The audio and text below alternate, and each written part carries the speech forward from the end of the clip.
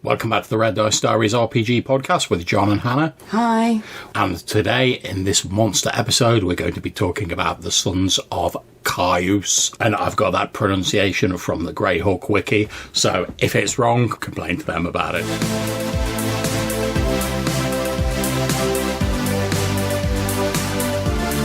So, as I said before the intro, we're going to be talking about the Sons of Kyuss, who is an undead-themed demigod from the Greyhawk setting. The Sons of Kyuss first appear in the Fiend Folio for AD&D 1st edition. So, love, I can see you've got the Fiend Folio there. What does it say about the Sons of Kyuss? Well, for starters, in this version, Kyuss was an evil high priest, creating the creatures under the instruction of another evil deity rather than the deity himself. Well, I know from looking at the Greyhawk Wiki that it says Kyuss was a follower of Nerul, who is like the overall god of the dead, before becoming a demigod. So I suppose it's possible they just hadn't sort of advanced the plot line to that point, or they hadn't firmed up what they wanted to do with Kyuss then. But you're right, that is quite interesting. So, they create a 30-foot zone of fear. They regenerate 2 hit points a round, and undead, so they're damaged by fire, lightning, acid, holy water, and religious symbols. Is there anything particularly noteworthy about them? What do they look like, for instance? So, they look like a big rotten zombie, but with big fat green worms crawling all over them. Ugh. And this is where we get to their, cool attack that they do. Okay. Which is, they have 2 claw attacks, and then they also have a worm attack. Sounds unpleasant. The worm tries to jump onto nearest thing it can that's alive, basically. So probably the person who's being attacked. So usually it's going to be the player character that's fighting them, and then tries to turn them into one of these Sons of Kyuss. And how does that work in terms of the mechanics? So, it does a normal attack to hit. Yeah. If it hits, it's landed on you and it's attached to your skin. Okay. Then you get 1d4 rounds while it's burrowing through your body to get to your brain. Ugh. During that time, you can use Remove Curse or Cure Disease to get rid of it, Neutralise Poison or Dispel Evil to delay it. Alright, okay. Once it reaches your brain, you become a Son of Kyuss. And then they're treated as mummies for anything on the cleric table. So and for they're turning. undead, so they're immune to mind effects. Yeah, and there's a little black and white picture there of this sort of shambling zombie creature with sort of raggedy bandages on it and all these worms crawling over it, which is fairly unpleasant. Now, if I remember correctly, the version of it that appeared in AD&D 2nd edition in the Greyhawk Monstrous Compendium is pretty similar, to be honest, to the first ed version, which isn't surprising. That they're very similar, the sort of 2 systems. Again, they're described as horrible undead beings that convert humans and demi-humans to their own kind. It says they're often mistaken for zombies, 75% chance it says. They're surrounded by a spherical zone of fear, 30 feet in diameter. Those who fail saving throws versus spells, flee in horror. Mm-hmm. Some sons can be turned by priests, treating them as mummies still. They regenerate a couple of hit points a round. They're exceptionally strong. They still attack with 2 fists. And they still have the disease involving the worms that slowly converts people who are infected into Sons of Kyuss, which works pretty much the same way, to be honest. You can use Cure Disease or Remove Curse. Otherwise, if it reaches your brain, you die and you rise again as one of these horrific abominations. We get Habitat Society. It describes Kyuss as an evil high priest who created the first of the creatures via a special curse under instruction from an evil deity, so they're still not repping Kyuss as a deity himself. Sons are completely insane according to this. There's no pattern to their wanderings. Some stalk dungeons or ruins where they died, others conceal themselves within crypts, and a few just walk the land. Rumours persist that high-level evil clerics sometimes use them to spread terror, promising the Suns eternal rest for their cooperation. The worms are tied to the curse of the Suns, but exactly how remains a mystery. It is known the worms cannot survive apart from a victim or on a sun. Worms that fail to burrow into a victim die as soon as they touch the ground. And that's pretty much all we get in the second ed AD&D Greyhawk Monstrous Compendium. The stats are pretty similar. Again, the picture shows a sort of raggedy-ass, mummy-looking type undead with worms coming out of the eye sockets and stuff like that. Now, I believe in 3rd edition they didn't appear until Monster Manual 2, but they've got like a little bit of a rebranding. When they reappeared, they were the spawn of Kyuss rather than the sons of Kyuss. So what does it say about them in there? It does indeed say that Kyuss is a powerful evil cleric turned demigod. Ah, there we go. So a bit of clarification. That's quite cool. They are completely mad. They wander caverns, crypts, and sometimes open countryside looking for victims. They look like rotten zombies. They've got the worms. Occasionally they've got bits of leftover clothing that are still like clinging to them. Mm-hmm. They actively try, so they can be created by a cleric of 16th level or higher. Oh, so that's a bit different because obviously it didn't give you any guidelines on that before. You use greater undead and you require diseased maggots in addition to the normal material components. So I'm guessing this is something not many good clerics are going to be doing. Well, I should imagine not, to be honest. Like, disease, plague-ridden, like, wormy undead, it doesn't sound like a good cleric thing to Third me. Ed was always the one that gave you the most options for playing the bad guys, as I remember. Yeah, probably, yeah. So, looking at the combat section, their main motivation is effectively to create more of themselves. Okay. By create spawn is the power they've got here, but it's effectively the same burrowing worm thing. That So sticking a worm in somebody. It goes into a bit more detail on all the numbers and stuff, but it pretty much works out the same, and it's a bit more specific here and there. You've got the same spells to go against it. They do the fear aura. They've got a couple of extra combat powers, including fast healing. I presume they've got the normal undead resistances and stuff like that. Yeah. As you would expect. Dark vision 60 feet, that kind of thing. Yeah. And like I say, they've got a nice bit of like colour art in there showing a particularly sort of gangly looking skeleton again with these green worms. Yeah, that's very Tales from the Crypt. Oh yeah, definitely, yeah. Okay, so they also appeared in 4th edition. However, they were a template creature in 4th edition, so you could pretty much add the template to any type of creature you saw fit to turn them into a spawn of Kyuss. So instead of just having like a set of stats, you'd start off with a different creature or NPC or whatever. You plonk this template on top of them, so you have a lot more variation in their basic stats, but the sort of abilities they get from the template are pretty similar. They regen 10 points around. They have a fear aura. Anyone within it takes -2 penalties to attack rolls. And then they have the Touch of Kyuss, which is a power that they have to recharge. But again, they hit people. They get an ongoing 10 necrotic damage, which means like, as long as you keep failing your saving throws, you're going to keep taking that 10 damage. Mm-hmm. The target contracts the Worms of Kyuss. And the Worms of Kyuss is obviously the disease, the sort of worms that infect people, but it gets its separate little right up here as like a disease. The initial effect is you regain only half the normal hit points from healing.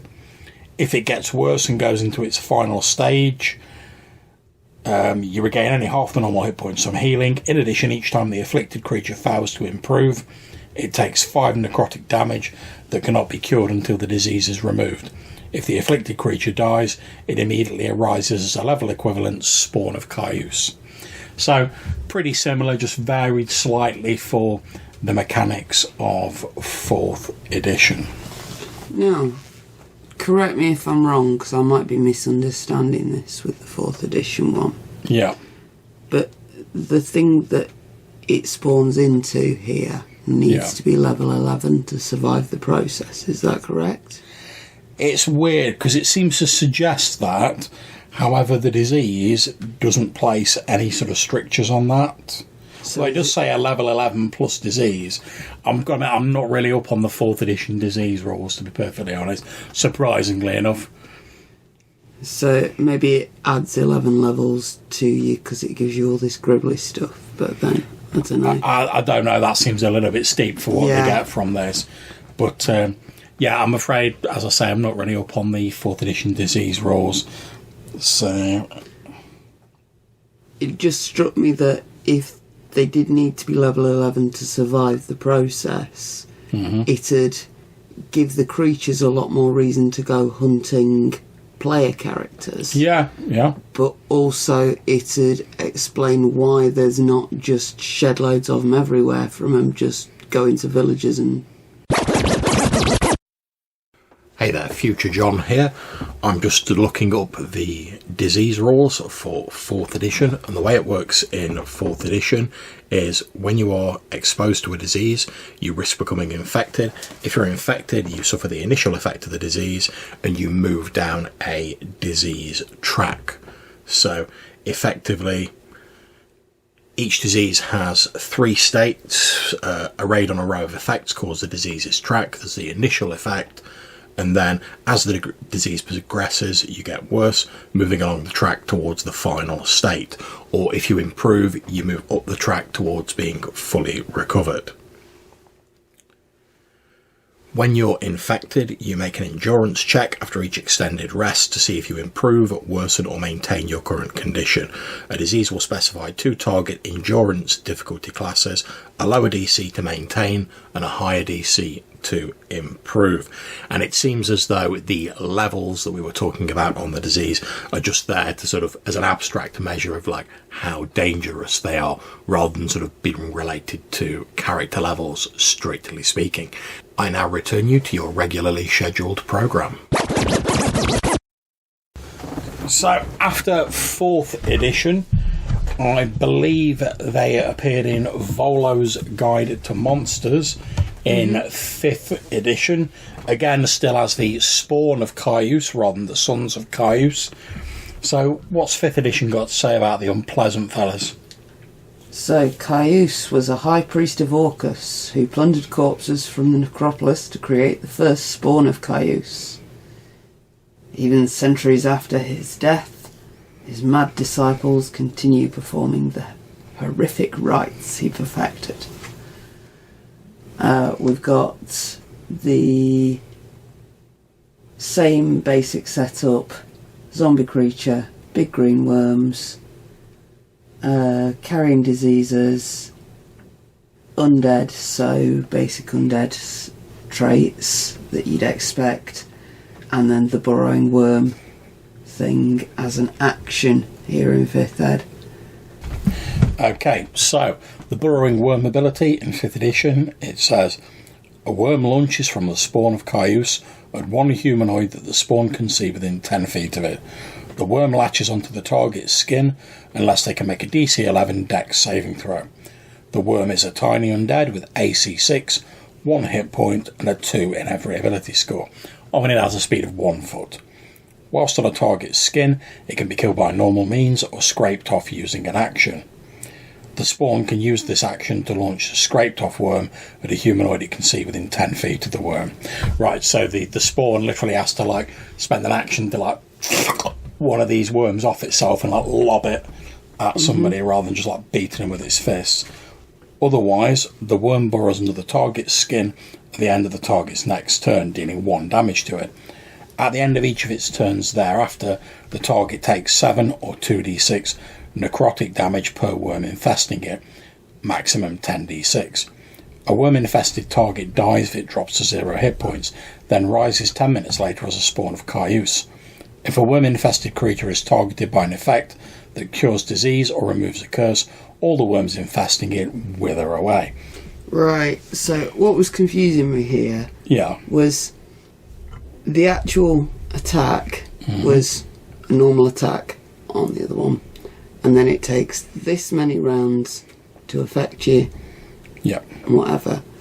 Now, this one, it's obviously sapping at your hit points. Yeah, so if we look here, we can see on actions that... but surely a worm burrowing through your skin once it's under your skin, it's not going to make that much difference whether you're like the ultra hard barbarian or the skinny wizard as to how long it takes to get from, say, your hand to your head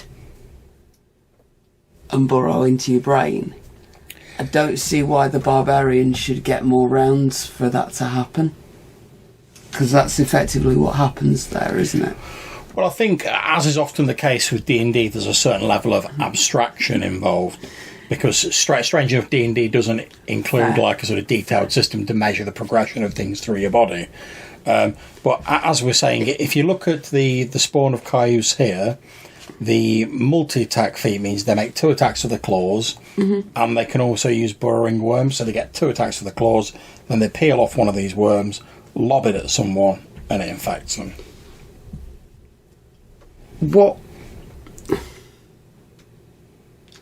So, what I mean is, it didn't make sense to me, because that doesn't seem as sensible as the system that they had before, which was simpler. Yeah, I mean... But I'm not saying it's wrong or anything, it's 5th ed. I'm just trying to wrap my brain around it. Yeah, I mean, I think played it as a game yet. I think there's definitely a push in 5th edition towards the more sort of like superheroic / like high fantasy sort of end of things. And that's not saying that's bad. If that's your jam, crack on. But obviously here we know that like when you get to a high level, it's certainly in 5th edition you can have like scads of hit points. So if you're like you said, like you're like a 5th level fighter or something, you could be having like 50 hit points if you're lucky.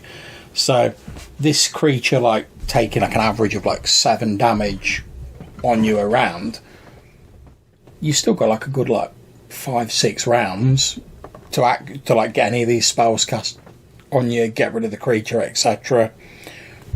And I think there's a move to having things that are sort of easily tracked, and obviously hit points, although they're not ideal, they are like an easy thing of measuring your health, which is already on your character sheet.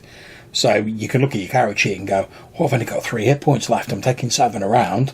That means I'm brown bread at the end of this round, unless something gets done. Whereas and that can be tracked by the player, whereas with your previous one, where it's like so many rounds or so many minutes, obviously the GM has to track that, and if it's not measured in rounds, it's measured in minutes. Like I think a round's like 6 seconds in D&D. So you've got like if it's like a few minutes, you've got like a long old number of rounds to like get yourself sorted out. Whereas potentially if you're lower level and you're losing 7 hit points a round, that could do you in like a round or 2. So I think they're just slightly different ways of approaching the same thing. I personally agree with you. I would prefer the sort of time description, but that does place the onus more on the GM. Because the GM's got to describe, like, a few minutes have passed, you're starting to feel sick, these effects are starting to take place. It's more descriptive, it's more loose, it's not tied so much into the mechanics, if you see what I mean. Which I love, because I think it's a great opportunity for roleplay. But there's definitely a move, not just in 5th edition, but sort of later on, as we progress through, to have everything sort of like be governed by the mechanics. So there's not as much need for the GM to like come up with it off the top of their head and to interpret it. It's a simple case of like, I've been infected by this spawn of Kyuss. My hit points are going down. Look at how many hit points I've got left. That tells me how long I've got left. All you've got to do then is remember that every round you're taking 7 hit points of damage. So I do actually see your point. It's It's not my preferred way of doing it, because I think hit points are great for an abstract sort of thing in combat, but I find them a bit lacking when it comes to representing other things. So, minutiae of various different editions of rules aside, how would you use these in a game? Well, I was going to say, before we get to that first, I wouldn't actually mind not dropping a bit of information about Kyuss. We've mentioned him. Obviously, he's behind these spawn, or these sons, as they're called in an earlier edition. Described as like an evil cleric, an evil priest, a high-level priest, a demigod. According to the Greyhawk wiki, which is www.greyhawkonline.com, Kyuss is a demigod concerned with the creation and mastery of the undead, known also as the Bone Master, the Worm God, and the Herald of the Age of Worms. His symbol is a skull erupting with writhing green worms. Very appropriate. In his divine form, he appears as a towering humanoid shaped entirely of green worms, with two eyes peering beneath the hood of his ragged cloak. And that puts me in mind of that Lovecraft story where, like, I think it's a witch or a wizard is buried, and they, like, reform their body out of the worms that have, like, fed on their body, and they're just sort of like this ragged figure in a ragged robe, but underneath it's all worms making up the body, like, around the bones, which I think is pretty cool. It's on the Greyhawk wiki. It describes Kyuss revering Nerul, as I mentioned earlier, as a mortal, although his current relationship with Nerul is unknown. No mention of Orcus, as in the later editions of D&D, but Orcus is like the demon prince of undead, so I can see why they sort of lumped them together. The holiest text of Kyuss' faith is a set of metal plates foretelling a coming age of worms. And very broadly, this is like, you know, that sort of future sort of like apocalyptic age that's going to come about when, like, death and decay are going to become ascendant. And obviously there's various evil cults working to bring about this worm apocalypse that's supposedly going to happen at some point in the future. And in fact, they did an adventure path in Dungeon Magazine from July 2005 through to June 2006, which was called the Age of Worms campaign. And it was a series of adventures designed to take characters from 1st to 20th level, and obviously that was all wrapped up in people trying to bring about this Age of Worms. So that's what we've got on Kyuss. So you're asking me whether I could think of any ways to use these in a game. Mm-hmm. Okay, well, first of all, with the spawn of Kyuss, I'm going to keep calling him the spawn of Kyuss just because that's the most current name, and so I don't have to keep saying both of them. But this applies equally to the sons of Kyuss from the earlier version. I think the problem with them, and the problem with a lot of undead really, is that if you take away the sort of like the infectious disease element, most undead aren't particularly interesting when you look at them in isolation. So look at like your normal animated skeleton. If you ignore like where it is, who created it and stuff like that, it's just a bag of bones with a sword. You moved around by magic, it attacks you, you deal with it, dealt with. Likewise with the spawn of Kyuss. If you take away the infection, they're just a particularly unpleasant form of undead who like run towards you, they attack you, they try and get you with this disease. You deal with them, you maybe have to cast a few spells to cure the disease. Happy days, that's that dealt with. But that's in isolation. The main thing that makes these undead interesting for me is like where they come from and who created them.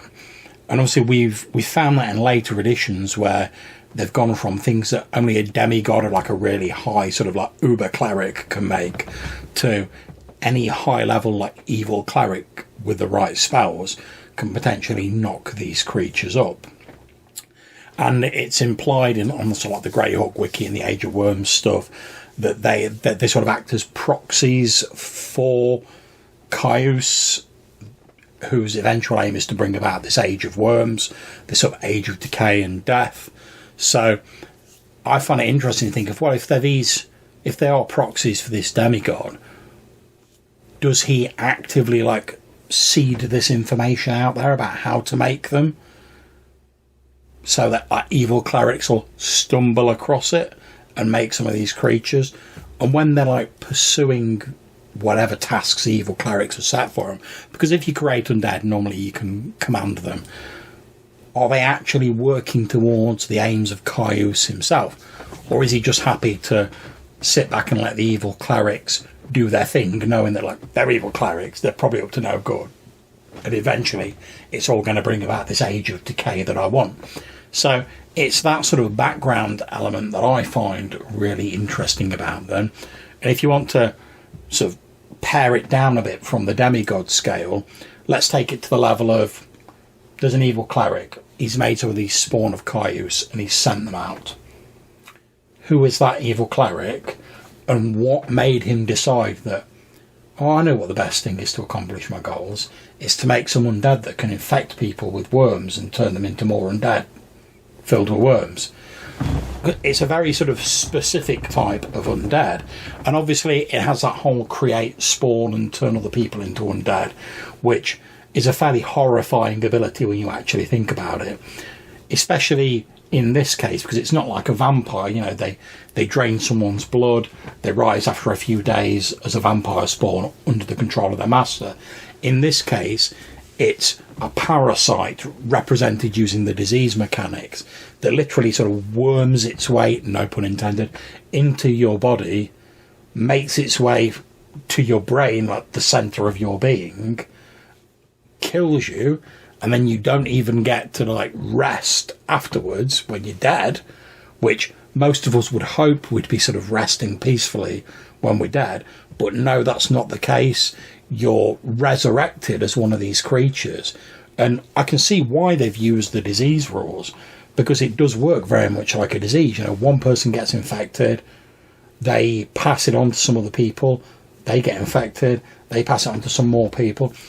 And can you imagine if you could like loose one of these spawn of Kyuss in like sort of like a metropolis or something like that, or somewhere like Waterdeep, and it wasn't stopped quickly? Can you imagine how many spawn of Kyuss you might potentially have like after a week, a month, like heaven forbid a year?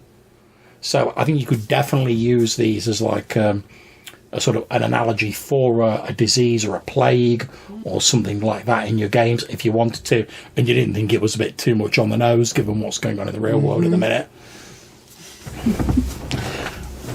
I also think as well, like I was saying, the link to the Mythos story, which say the name escapes me now, to be honest, where the Future John here again. The Lovecraft story that I was referring to is called The Festival, and introduces the idea that the soul of an evil person or a devil can corrupt the very worms and dull scavengers of the earth and cause them to form a body to house the evil soul. So let's get back to your regularly scheduled programme. The idea is that like some people are so evil that even when they're dead, like that evil sort of resides in them. So in this case, it's like the wizard or the sorcerer, and when like the maggots and whatever eat all the flesh from his bones, they absorb that evil into themselves, and he sort of gains like a half life, where is this human made of all these worms formed into a rough human shape around his bones. I think they could be used in an interesting way as like a horror story for that. Or if you wanted to do like your standard sort of zombie apocalypse vibe, but you wanted something a bit different rather than like your standard D&D zombie, which, let's face it, isn't really like your sort of zombie apocalypse movie, then you could use the spawn of Kyuss. So, while we were looking at this, I was trying to remember a film that I'd seen probably 20 years ago, which I think was called Night of the Creeps. Okay. Where it's zombies that are spread by these like weird alien worms, and it's a proper cheesy 80s zombie movie. We'll have to have a look for it since it's nearly Halloween. One of these very much sort of teenagers versus the Gribbly Monster of the Week sort of pulp gore movies. Okay. That sort of vibe would probably be what I would use this kind of monster for. maybe you've got a group who they've been getting a bit cocky, they're proper thump monkeys, they've wiped out your last 3 dungeons, you want to bring them up against something that is going to be properly scary.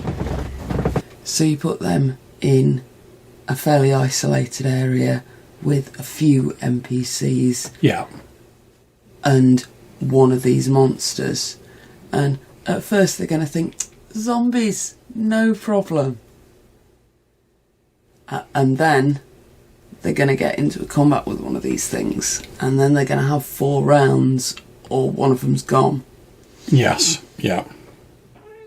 And then things get real. Yeah, I mean, I could see you doing a sort of a twist on, like, like Night of the Living Dead. And obviously not the whole film, but the bit when, like, the characters are, like, trapped in the house at the end and they're surrounded by zombies.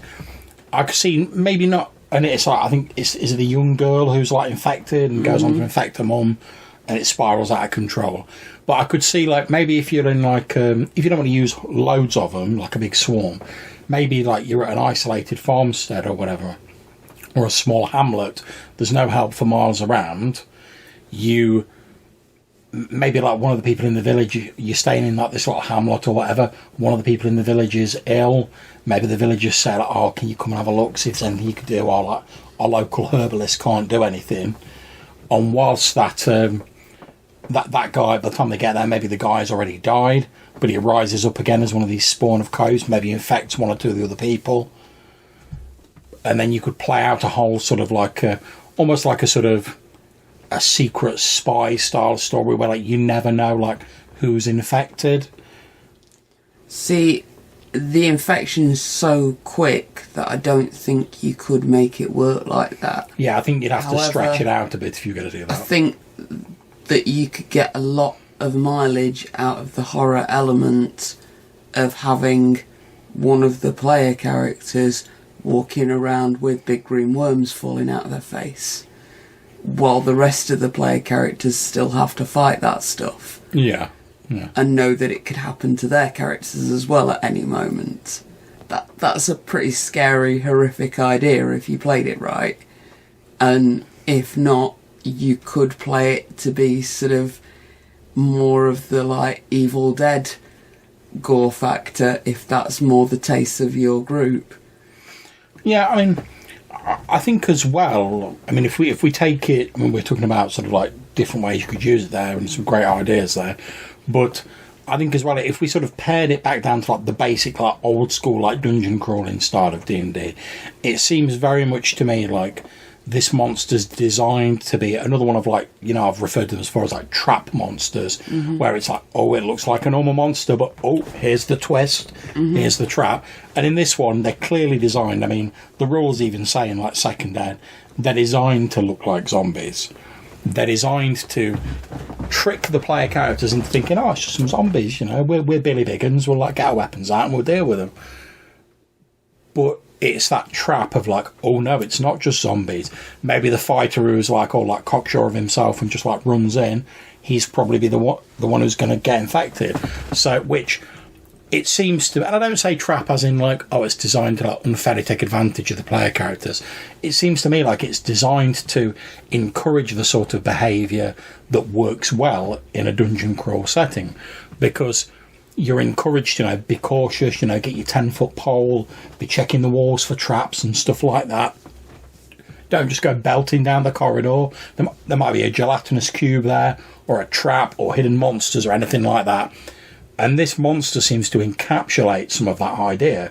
So if you just go, oh, zombie, and you go romping in, you're going to end up infected, and then it's a race against time to try and get the right spell cast on you, get you out of the dungeon, whatever. Whereas if you're a bit more cautious, and there are telltale signs it's not a normal zombie, so maybe your cleric tries turning them, and they turn as mummies, so if you're a low-level cleric or whatever, you ain't going to be turning them. Now, if the GM's like, oh, I'm afraid your turning doesn't work, and you're like, but they're just zombies. If I was the cleric in that situation, I'd be like, maybe they're not just normal zombies. There's something going on here, like, maybe we should hold back a bit, guys.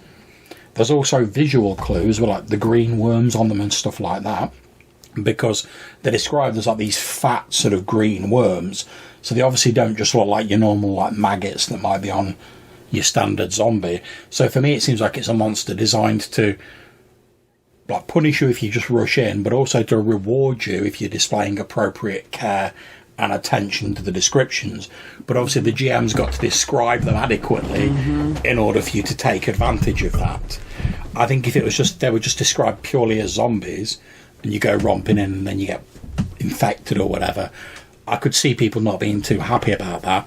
But on the other hand, if the GM's like, oh, these zombies are like coming towards you, they've got bandages on them, and there's these strange like fat green worms like crawling all over them and like dropping off them, then the fact the GM had gone to that level of a description and specifically mentioned there were fat green worms, even if I didn't know what this creature was, would cause me to at least sort of hold off for half a moment and think, oh, like, can we investigate this? Can we find out a little bit more about them?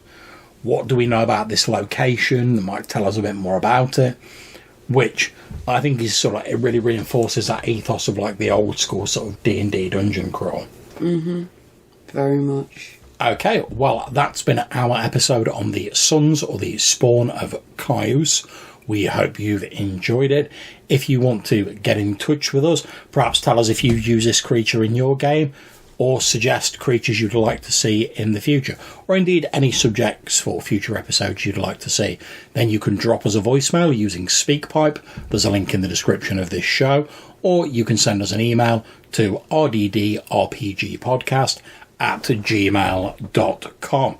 And shortly after this episode goes up, we'll be putting a poll on Twitter so that you get a say in what monster we get to look at next from the classic first edition Fiend Folio. So until we see you next time, take care, stay safe, and keep gaming.